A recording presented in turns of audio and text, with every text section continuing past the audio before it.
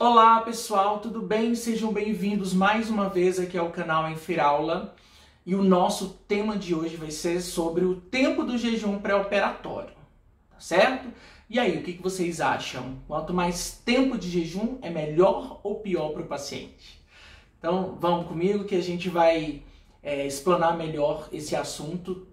Mas antes eu queria pedir para vocês que se inscrevessem no canal, ativassem o sininho para receberem as notificações, que desse um like aqui no vídeo, que comentasse, colocasse aí as suas dúvidas, as suas experiências. Afinal, o nosso principal objetivo aqui é disseminar conhecimento, tá? Então vamos lá.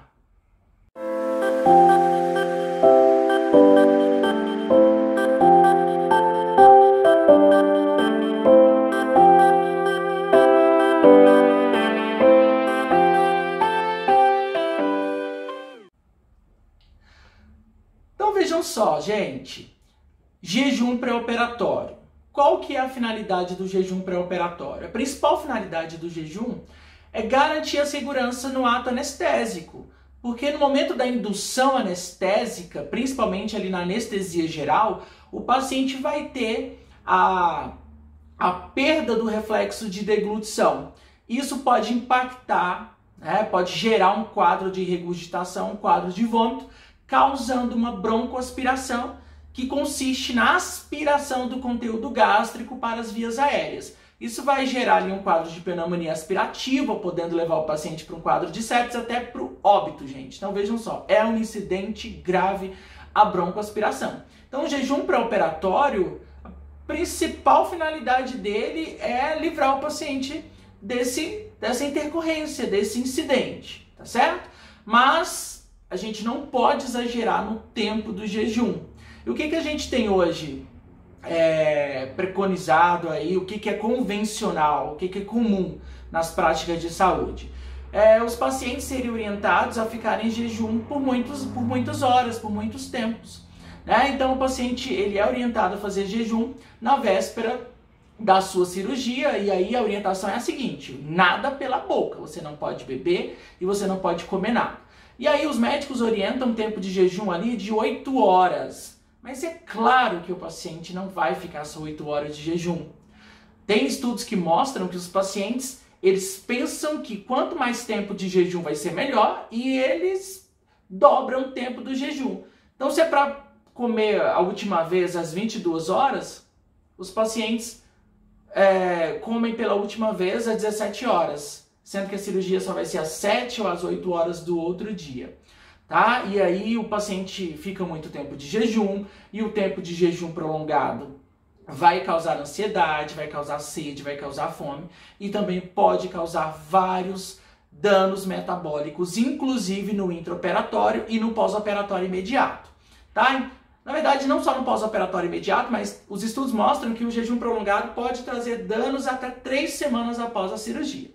E é em cima disso que a gente vai conversar um pouquinho, tá? Então, assim, o jejum convencional, ele é preconizado que seja no mínimo 8 horas. E aí os pacientes acabam fazendo mais tempo. Eles chegam no hospital, nem sempre a cirurgia começa na hora que havia sido planejado, agendada, sempre tem um atrasozinho ali, outro aqui, e o paciente vai ficar muito tempo. Aí considera o tempo do jejum antes da cirurgia, o tempo do jejum durante a cirurgia e o tempo do jejum depois da cirurgia, porque o paciente não sai da sala operatória e já vai comendo, né? Tem um tempo de recuperação da anestesia até que ele tenha segurança para se alimentar e não ter nenhum tipo de complicação também relacionada à broncoaspiração. Só que é o seguinte, gente, quando a gente faz um jejum prolongado, principalmente associado ao trauma da cirurgia, nós vamos ter a liberação de alguns hormônios catabólicos, principalmente ali o glucagon, o cortisol e as catecolaminas, em específico epinefrina e norepinefrina, tá? E o que o cortisol faz quando ele é liberado lá? O cortisol, ele estimula a gliconeogênese, tá certo? E alguns estudos mostram, para a gente entender um pouquinho, alguns estudos mostram que depois que você está em um jejum por mais de 4 horas, de 4 a 6 horas, o organismo vai começar a utilizar aminoácido e glicerol para formar glicogênio, para deixar lá a reserva no fígado, tá certo? Porque o normal é gerar glicogênio através de glicose. Mas quando você está em um tempo de jejum prolongado, suas reservas de glicose vão acabando ali e o organismo diz, olha, eu preciso manter reserva de glicogênio lá no fígado. Então ele começa a utilizar aminoácido e glicerol para formar o glicogênio, que depois vai ser transformado em glicose e liberada no sangue. Então o que o cortisol faz? Ele estimula a gliconeogênese, que é a transformação de aminoácido e glicerol em glicogênio para depois ser liberado na corrente sanguínea como glicose. Tá? E aí a gente tem o glucagon, que também é o hormônio liberado pelo fígado, pelo pâncreas, desculpa, liberado pelo pâncreas, assim como a insulina, e ele faz o serviço contrário à insulina. Enquanto a insulina ela estimula ali a absorção da glicose pelas células, o glucagon vai aumentar os níveis de glicose no sangue, tá certo? Então o glucagon, gente, ele vai estimular a glicogenólise, que é o ato do glicogênio ser transformado em moléculas de glicose no sangue.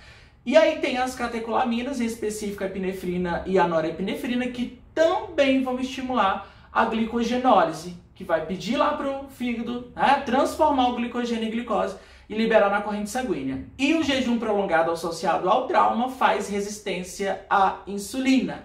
Então você vai ter glicose no sangue e a insulina não vai conseguir trabalhar em cima das células para que as células permitam a entrada da glicose para dentro delas, tá certo? Principalmente porque a proteína transportadora GLUT4, ela vai estar ineficaz nesse processo de resistência à insulina.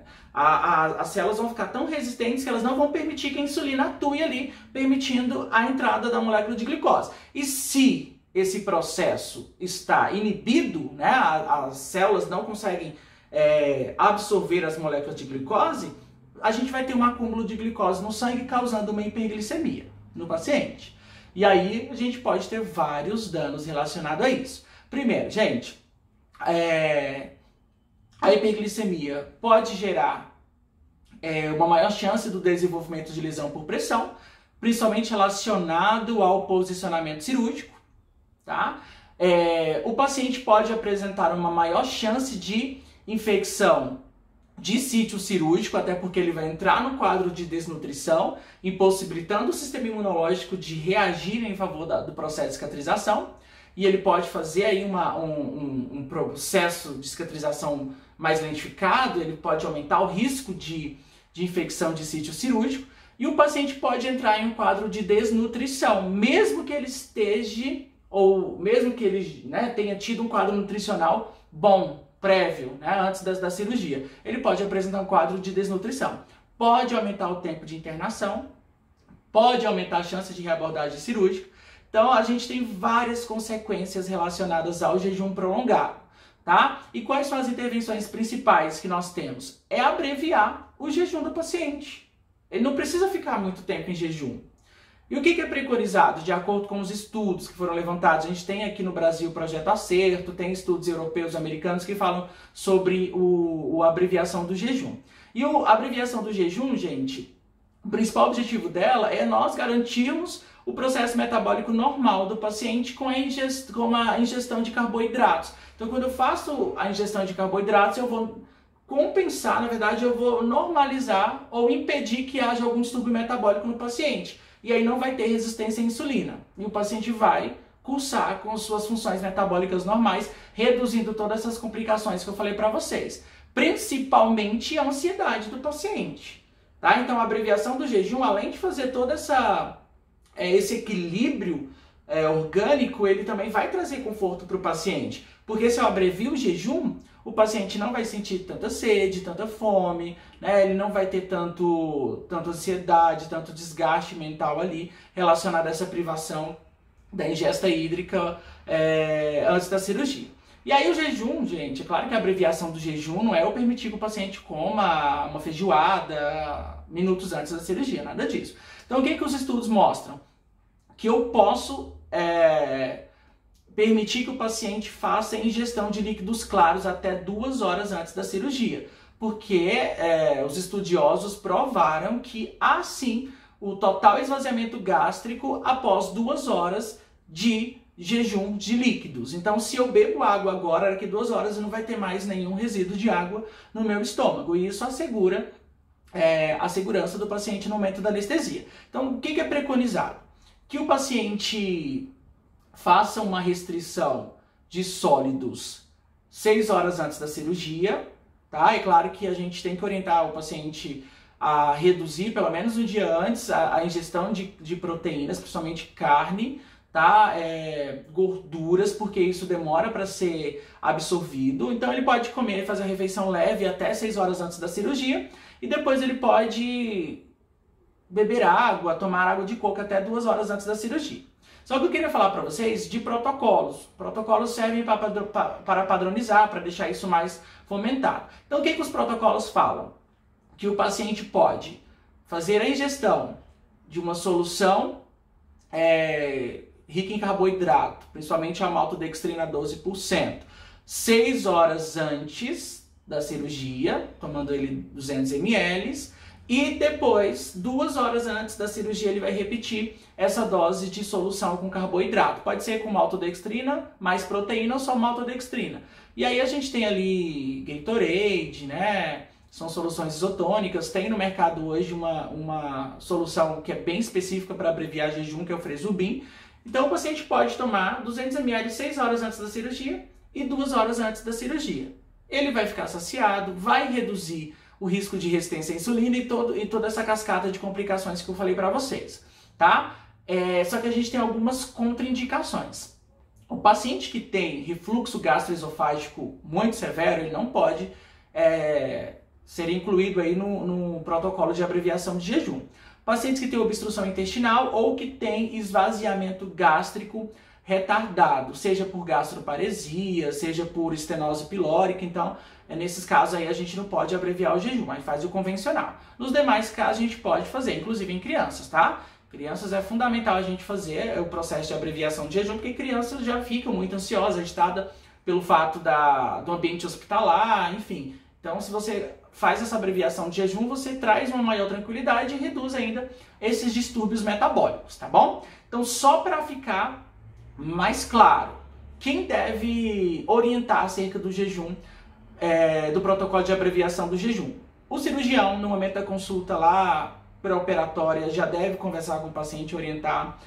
O anestesista também na consulta pré-anestésica deve orientar. O enfermeiro na consulta pré-operatória deve orientar. E aí, se o serviço disponibilizar de nutricionista, a nutricionista também precisa orientar acerca da abreviação do jejum, tá? Inclusive indicar quais são os líquidos que o paciente pode ingerir horas antes da cirurgia, tá certo? Alguns estudos, gente, falam de 6 horas, 200 ml, depois 2 horas. Outros estudos falam de 3 horas antes, mas assim, de 2 a 3 horas antes da cirurgia é super seguro o paciente fazer ingestão de líquidos claros.